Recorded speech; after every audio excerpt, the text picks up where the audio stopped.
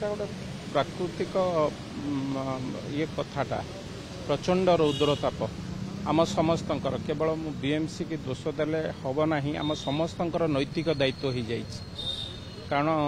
ये जो खरा आधुरु रक्षा पाइबापी आम बहुत परिमाण रे गछ लगेबार आवश्यकता अच्छी एवं जेतेबेले सारा पृथ्वीर जलवायु नष्ट होउची एवं जलवायु गोटे पटुकू खरा दिने प्रचंड खरा होउची शीत दिन लोप पाई जाउची आम समस्त नैतिक दायित्व सरकार हुंतु म्युनिसिपालिटी हो बीडीए हो सबू डिपार्टमेंट एवं साधारण लोक ये गोटे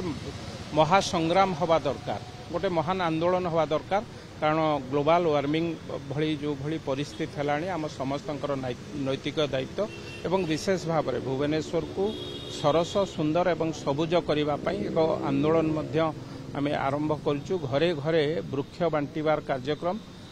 किंतु आपको समस्ते आम प्रति परिवार कहीं कथा समस्त को बाधुची ये प्रचंड खरा रौद्रताप समस्ते व्यथित होती तेणु मु भावुची या क्या दोष न दे समस्त नैतिक दायित्व भाव आम आम कार्यक्रम आरंभ कले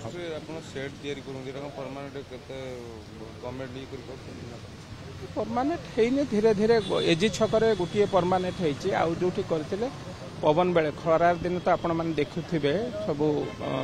बात्या भली अवस्था सृष्टि हुए पवन जोरे हुए तेणु से गुड़ा उड़े दे था धीरे धीरे ताकू परमानेंट सेट करेंगे बोली मु भावुची किंतु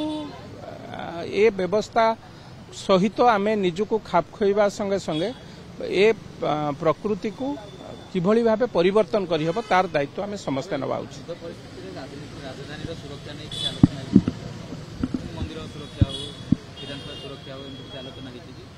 ये कथा तो मुझे कहीपर ना सरकार ए विषय रे विस्तृत भाव में सरकार जो मैंने दायित्व रे अच्छा मुखपात्र माने से माने ए विषय रे कहीपर किंतु युद्ध को तो आम समस्ते युद्धटा सरकार नुह युद्धटा मोर युद्धटा आपण मानकर देश रक्षा करवा आम समस्त नैतिक दायित्व युद्ध बेले युद्ध जिते लगिला जाना आम निजे घरे रही सतर्क रहा उचित कारण शत्रु कहीकि आटाक करे ना जे जगार आटाक हम केतबेले कौ मुहूर्त आम उपरकू आसीपारे अस्त्र तेणु आम युद्ध परिस्थिति जिते घोषणा हो जाए आम समस्ते सतर्क हवा उचित एवं साहसर सहित ताकू मुकाबिला करवा उचित।